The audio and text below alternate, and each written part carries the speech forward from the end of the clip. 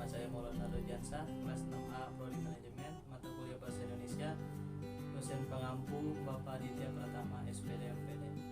Di sini saya akan menjelaskan tentang analisis pengaruh kualitas produk, harga produk, dan orientasi pasar terhadap kinerja penjualan pada UMKM pengrajin kayu di Gilingan, Kota Surakarta. Seperti yang kita ketahui, UMKM merupakan usaha mikro, kecil, dan menengah.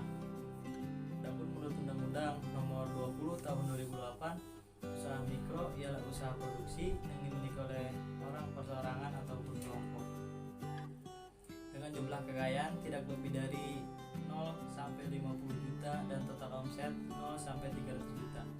Usaha kecil adalah usaha ekonomi produktif yang hanya dilakukan oleh perorangan atau badan usaha, tetapi bukan merupakan anak perusahaan dengan total aset lebih dari 50 juta sampai dengan 500 juta rupiah dan total omset antara 300 juta sampai dengan 2,5 miliar rupiah.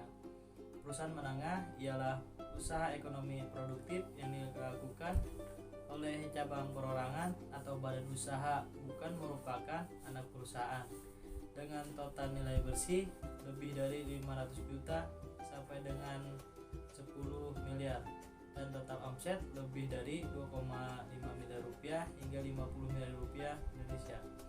Dengan meningkatkan pertumbuhan ekonomi masyarakat, UMKM memberikan kontribusi yang besar, terutama di negara berkembang seperti negara Indonesia. Dampak positifnya yaitu dapat memutar roda perekonomian nasional dan mengurangi jumlah pengangguran. UMKM merupakan salah satu kemungkinan perluasan lapangan kerja untuk mengatasi pengangguran dan kemiskinan, pengembangan dalam penciptaan kesempatan kerja secara langsung dalam bentuk wirausaha. Adapun peluncuran MEA Masyarakat Ekonomi ASEAN yang dilaksanakan pada awal tahun 2016 menuntut pelaku UMKM untuk mampu bersaing dengan pengusaha dari negara-negara ASEAN. Tapi kenyataannya situasi di lapangan tidak seperti yang kita harapkan, dan ada beberapa UMKM yang mengalami penurunan kualitas produk dan volume bisnis secara bertahap. Nah, salah satu UMKM yang menurun ialah pengrajin kayu di Gilingan, Surakarta. Kualitas produk yang kurang baik, harga produk yang tidak sesuai dengan kualitas produk merupakan kesalahan yang dialami oleh tukang kayu di Gilingan, Kota Surakarta. Nah, selain itu, minimnya orientasi pasar untuk mempresentasikan dan memahami keinginan konsumen. Selanjutnya, di sini penelitian dilakukan karena masih banyak pengrajin kayu di Gilingan, Kota Surakarta yang menghadapi permasalahan umum, industri kecil ataupun menengah.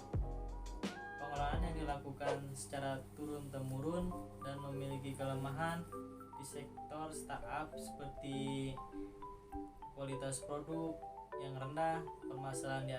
Permasalahan di atas itu berdampak pada kegiatan penjualan yang dilakukan, karena kinerja penjualan yang baik dapat membantu perusahaan, dalam hal ini UMKM, agar dapat bertahan dalam kondisi pasar yang berubah dengan cepat.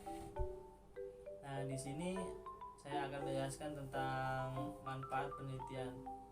Yang pertama itu ada manfaat teoritis.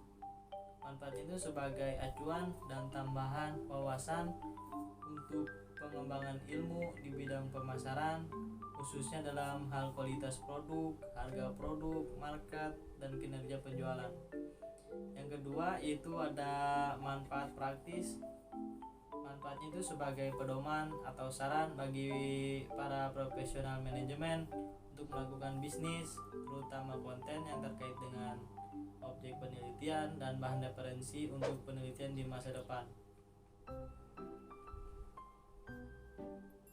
Kurang lebihnya mohon maaf.